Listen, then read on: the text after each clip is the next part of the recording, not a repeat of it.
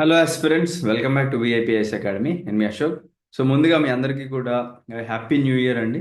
So 2024లో మీరు చేసిన mistakes ఏవైతే ఉన్నాయో వాటిని రెక్టిఫై చేసుకోవడానికి ఒక మంచి ఆపర్చునిటీ ఇస్తుంది మనకి 2025. సో ఆ మిస్టేక్స్ నుంచి నేర్చుకోండి అండ్ అవి ఇక్కడ రిపీట్ అవ్వకుండా చూసుకొని మీరు బాగా కష్టపడి మీ అందరికీ కూడా మంచి మంచి గవర్నమెంట్ జాబ్స్ రావాలని చెప్పేసి మనస్ఫూర్తిగా కోరుకుంటే ఈ వీడియో స్టార్ట్ చేస్తున్నాను. సో ఈ వీడియో thumbnail చూసి వచ్చి ఉంటారు చాలామంది. సో ఏపీపీఎస్సి వాళ్ళ తరపు నుంచి మనకి జాబ్ క్యాలెండర్ ఎప్పుడు వస్తుంది అని చెప్పేసి సో లాంగ్ బ్యాక్ చెప్పారు మనకి. ఎలక్షన్స్ ఆ టైంలోనే స్టూడెంట్స్ అందరికీ కూడా జాబ్ క్యాలెండర్ ఇస్తాము అని చెప్పేసి అన్నారు. బట్ ఇంకా మనకి అఫీషియల్ అప్డేట్స్ అయితే ఏం లేవు. And on the other hand మనకి ఆల్రెడీ తెలంగాణ వైపు నుంచి తెలంగాణ గవర్నమెంట్ అయితే జాబ్ క్యాలెండర్ అనేది ఇవ్వడం జరిగింది.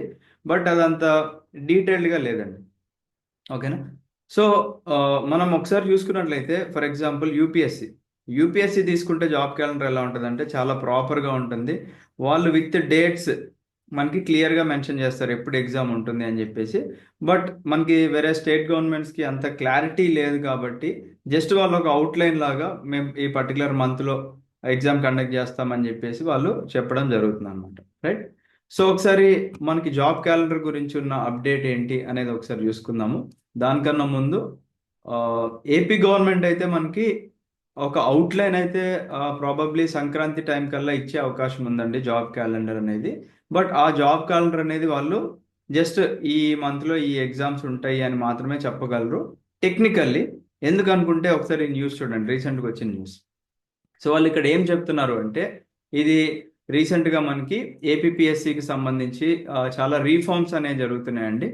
మనకి అన్ని పరీక్షలు ఆఫ్లైన్లోనే అని చెప్పేసి అన్నారు. మనకి రీసెంట్గా ఒక కమిటీ అయితే ఏర్పాటు చేయడం జరిగింది ఈ యొక్క రీఫార్మ్స్ కోసం.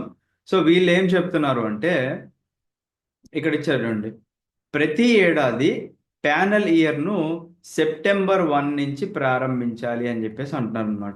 అంటే ఇప్పుడు ఫర్ ఎగ్జాంపుల్ మనకి ఏదైనా స్కూల్ ఉందనుకోండి, ఆ స్కూల్కి అకాడమిక్ ఇయర్ అని చెప్పేసి ఈ పర్టికులర్ మంత్ నుంచి పర్టికులర్ మంత్ ఉంటుంది కదా. అలాగే మనకి ఈ ఏపీపీఎస్సి తరపు నుంచి ఇచ్చే నోటిఫికేషన్స్ అన్నిటికి కూడా ఒక ప్యానల్ ఇయర్ని వీళ్ళు చూస్ చేసుకోవడం జరిగిందనమాట. ఎప్పటి నుంచి అండి? సెప్టెంబర్ 1 నుంచి ఆగస్ట్ 31 వరకు కూడా అనమాట. ఫర్ ఎగ్జాంపుల్ ఆల్రెడీ 2024 ఎండ్ అయ్యి 2025కి వచ్చాం కదా.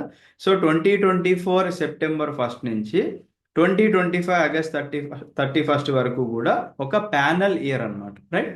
సో ఇక్కడ ఏం చెప్తుంది, ఆగస్టు 31 నాటికి ప్రభుత్వ శాఖల యూనిట్ ఆఫీసర్లు ఖాళీ వివరాలను ఆన్లైన్ ద్వారా పంపాలి అని చెప్పేసి అంటున్నారు అనమాట. సో మనకి పాత రోజుల్లో ఎలా ఉండేయండి పద్ధతి, వీళ్ళు ఒక లెటర్ రాసేవాళ్ళు మీ యొక్క డిపార్ట్మెంట్లో ఎన్ని పోస్టులు ఉన్నాయని చెప్పేసి. అంటే వాళ్ళు దానికి మొత్తం ఎంక్వైరీ చేసుకొని ఎన్ని పోస్టులు ఖాళీ ఉన్నాయి, ఎంతమంది రిటైర్డ్ అయి ఉన్నారు, లేదా క్యారీ ఫార్వర్డ్ పోస్టులు ఏమన్నా వచ్చే అవకాశాలు ఉన్నాయి, ఇవన్నీ కూడా వాళ్ళు చూస్ చేసుకొని మళ్ళీ ఇన్ రిటర్న్ పంపించడం జరిగేది అనమాట. బట్ ఇప్పుడు ఏంటి అంటే వీళ్ళు 31 ఆగస్ట్ నాటికి ఈ యొక్క ప్రభుత్వ శాఖలు ఏవైతే ఉన్నాయో జస్ట్ ఆన్లైన్లో ఇన్ని ఇన్ని ఖాళీలు ఉన్నాయని చెప్పేసి మెన్షన్ చేయాలన్నమాట. అయితే లాస్ట్ నోటిఫికేషన్స్కి ఎలా ఉండేదంటే ఏవైతే మంజూరైన పోస్టులు ఉన్నాయో వాటికి ఆర్థిక శాత అనుమతి అనేది ఉండేదన్నమాట. అంటే కంపల్సరీ మనకి ఆర్థిక శాత అనుమతి ఉంటేనే ఆ నోటిఫికేషన్ ముందుకు వెళ్ళేది. బట్ ఇప్పుడు ఇక్కడ ఏం చెప్తున్నారు అంటే మనకి మంజూరైన పోస్టులు భర్తీకి ఆర్థిక శాఖ అనుమతి అవసరం లేదు అని చెప్పేసి అంటున్నారు. జస్ట్ వాళ్ళు ఇన్ని పోస్టులు ఉన్నాయని చెప్తే చాలు, నోటిఫికేషన్ అనేది ముందుకు వెళ్ళిపోతుంది అని అర్థం అనమాట. సో జూన్ నుంచి కసరత్తు ప్రారంభించాలి అని చెప్పేసి అంటున్నారు.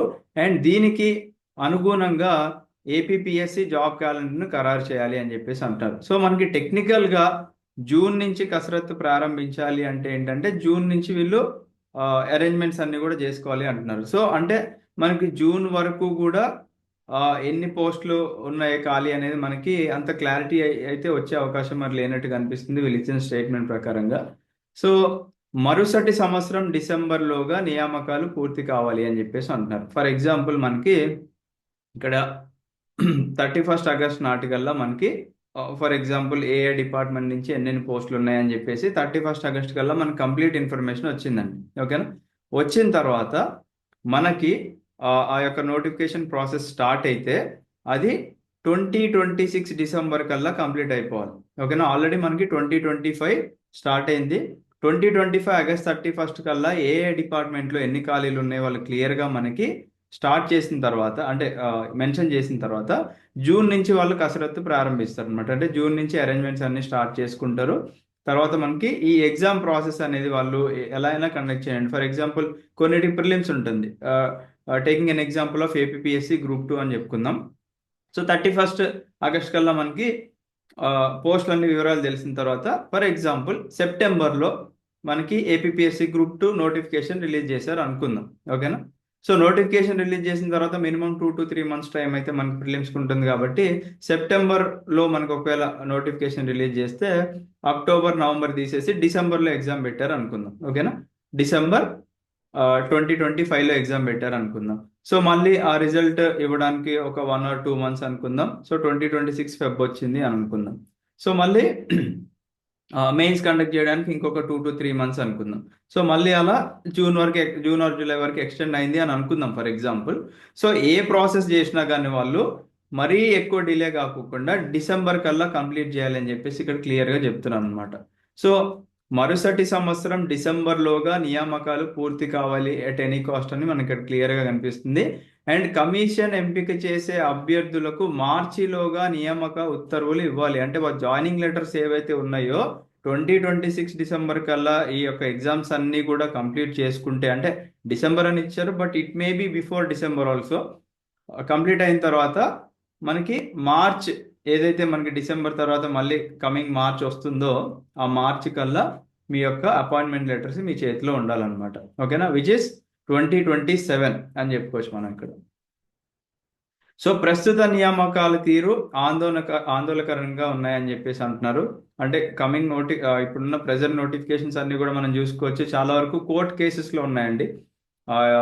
అండ్ స్టూడెంట్స్ కూడా చాలా లాంగ్ గ్యాప్ తర్వాత వచ్చిన నోటిఫికేషన్స్లో మాకు సరిగ్గా న్యాయం జరగలేదు, పేపర్ టఫ్నెస్ ఉంది అని చెప్పేసి ఈవెన్ ఏపీఎస్సి గ్రూప్ 2లో మనం చూసుకున్నట్లయితే 1:50 కాస్త 1:100 చేసుకున్నారు స్టూడెంట్స్ ఫైట్ చేసి మాకు అవకాశాలు కల్పించాలి అని చెప్పేసి. ఇన్ ద సేమ్ వే మనకి ఏపీఎస్సి గ్రూప్ 1కి కూడా స్టూడెంట్స్ అందరూ కూడా 1:100 కోసం ఫైట్ చేస్తున్నారు. బట్ లెట్స్ హోప్ మరి గవర్నమెంట్ పాజిటివ్గా రెస్పాండ్ అయ్యింది అనుకుంటే 1:100 ఇచ్చే అవకాశాలు కనిపిస్తున్నాయి. అండ్ ఇక్కడ శాఖల నిర్లక్ష్యం వల్ల నోటిఫికేషన్లు జారీ, పోస్టులు భర్తీ ఓ పద్ధతి ప్రకారం జరగట్లేదు. సో మనకి ఇక్కడ ఏదైతే ప్రభుత్వ శాఖల నుంచి ఉన్న నెగ్లిజెన్స్ వల్ల మనకి ఇక్కడ పోస్టుల భర్తీ అనేది సరిగ్గా జరగట్లేదు అని చెప్పేసి అంటున్నారు.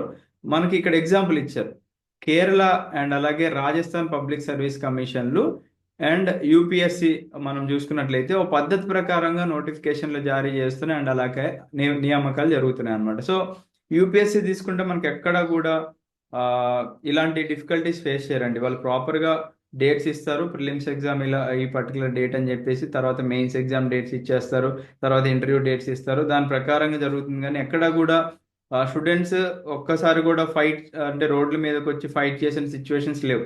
ఒకవేళ క్వశ్చన్స్ ఏమైనా రాంగ్ ఉంటే దానికి వాళ్ళు మార్క్స్ కలపడమో తీసేయడమో లేదా క్వశ్చన్ డిలీట్ చేయడం ఏదో ఒకటి చేస్తారు కానీ బట్ ఇలాంటి చికాకులు అయితే పెట్టుకోరండి. So in the same way మనకి కేరళ అండ్ అలాగే రాజస్థాన్ పబ్లిక్ సర్వీస్ కమిషన్ కూడా అలానే చేస్తున్నాయి అన్నారు. కాబట్టి సో మరి ఈ యొక్క కమిటీస్ వాళ్ళ దగ్గర కూడా వెళ్ళి ఏమన్నా ఇన్పుట్స్ తీసుకొని ఆ పద్ధతిలో చేసుకుంటే బెటర్ అండి. సో దట్ ఎటువంటి ఇబ్బందులు లేకుండా ఒక నోటిఫికేషన్ సాఫీగా జరిగిపోతుంది అనమాట. సో ఇంతే అండి ఈ వీడియో వచ్చేసి. బహుశా క్యాలెండర్ అయితే మనకి పొంగల్ లేదా మనకి సంక్రాంతి టైం వరకు వచ్చే అవకాశాలు అయితే కనిపిస్తున్నాయి. సో లెట్స్ హోప్ మనకి అంటూ ఒక పర్టికులర్ క్యాలెండర్ ఇచ్చారనుకోండి, ఫర్ ఎగ్జాంపుల్ ఈ పర్టికులర్ మంత్లో గ్రూప్ 2 ఎగ్జామ్ ఉండబోతుంది, లేదా ఈ పర్టికులర్ మంత్లో గ్రూప్ 1 ఎగ్జామ్ ఉండబోతుంది అని అలా మనకి ఏదైనా ఇన్ఫర్మేషన్ వచ్చి ఉంటే స్టూడెంట్స్కి కూడా కొద్దిగా మోటివేషన్ అనేది ఉంటుంది. బట్ ఏది ఏమైనా కానీ మనకి క్యాలెండర్ ఇస్తున్నారు అనుకుంటే నోటిఫికేషన్లు పక్కా వస్తాయి 2025లో. సో మీరు చేయాల్సిన పని ఏంటి, నేను నోటిఫికేషన్ వచ్చాక చదువుకుంటాను అంటే that is of no use అండి. సో ముందు నుంచి పెట్టే వాళ్ళ ఎఫర్ట్స్ ఏవైతే ఉంటుందో, ఫర్ ఎగ్జాంపుల్ నోటిఫికేషన్ వచ్చే ముందే మీరు సిలబస్ అంతా కూడా కంప్లీట్ చేసుకొని పెట్టుకున్నారు అనుకోండి, అప్పుడు నోటిఫికేషన్ వచ్చిన తర్వాత మీరు రివిజన్ చేసుకుంటే మీకు చాలా అడ్వాంటేజ్ ఉంటుంది అనమాట. ఇక్కడ మీరు అడగచ్చు, మాకు సిలబస్ తెలియకుండా మేము ఎలా ప్రిపేర్ అవుతామంటే, ఇప్పుడు ఏ కాంపిటేటివ్ ఎగ్జామ్కైనా మనకి కొన్ని సబ్జెక్ట్స్ పాలిటీ కానీ, జోగ్రఫీ కానీ, ఎకానమీ కానీ, మనకి సైన్స్ అండ్ టెక్నాలజీ కానీ, హిస్టరీ కానీ, ఇవన్నీ కామన్గా ఉంటాయి కదండి. అవి ప్రిపేర్ అవడంలో తప్పులేదు. మీరు అవి ప్రిపేర్ అయ్యారు అనుకుంటే మీకు ఆల్మోస్ట్ అన్ని కాంపిటేటివ్ ఎగ్జామ్స్కి హెల్ప్ అవుతుంది, because that is a general studies. And దీంతో పాటుగా మీరు డైలీ న్యూస్ పేపర్ చదివే అలవాటు చేసుకుంటూ ఉన్నారనుకోండి, మీకే కొద్దిగా ఇన్ఫర్మేషన్ అనేది మీరు చదువుకున్న సబ్జెక్ట్స్కి యాడ్ ఆన్ చేసుకుంటూ వెళ్తారు. అంతేగాని నేను నోటిఫికేషన్ వచ్చాక చదువుతాను అనుకుంటే this is not an academic exams అండి. ఇవి కాంపిటేటివ్ ఎగ్జామ్స్. ప్రతి ఒక్క ఎగ్జామ్కి కూడా కాంపిటీషన్ చాలా హ్యూజ్గా ఉంటుంది.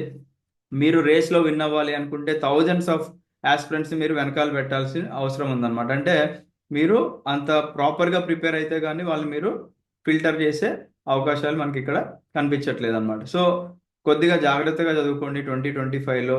అండ్ ఐ హోప్ మీరు పెట్టిన ఎఫర్ట్స్కి బై గాడ్స్ గ్రేస్ గాడ్ కూడా మీకు లక్ అనే ఫ్యాక్టర్ని ఇంక్లూడ్ చేసినట్లయితే డెఫినెట్గా మీకు 2025లో సక్సెస్ వస్తుంది. But never cheat your self అండి. మిమ్మల్ని మీరు మోసం చేసుకోకండి. అంటే సో మిమ్మల్ని మీరు చీట్ చేసుకోకండి. అంటే ఏదో పేరెంట్స్ ఫోర్స్ వల్ల చదవడం, లేదా ఏదో టైం పాస్కి డబ్బులు ఉన్నాయి కదా, ఏదో ఊరికి అలా చదువుదాం అనుకుంటే అవ్వండి గవర్నమెంట్ ఎగ్జామ్స్. అలా చాలామంది మీ ఫ్రెండ్స్లో ఉన్న ఎగ్జాంపుల్సే తీసుకోండి. ఎంతమంది కాంపిటేటివ్ ఎగ్జామ్స్కి ఎన్ని ఇయర్స్ నుంచి ప్రిపేర్ అవుతున్నారు, ఎంతమంది క్లియర్ అయింది అండ్ ఎంతమంది క్లియర్ అవ్వలేదు అనేది మీరు ఒకసారి అబ్జర్వ్ చేసినట్లయితే మీకే తెలుస్తుంది. There is a lot of difference between a serious aspirant and a non serious aspirant. So I hope మీరు అందరూ కూడా సీరియస్ ఆస్పిరెంట్స్ అవ్వాలని చెప్పేసి అనుకుంటున్నాను. Thank you. Have a great day. జై హింద్.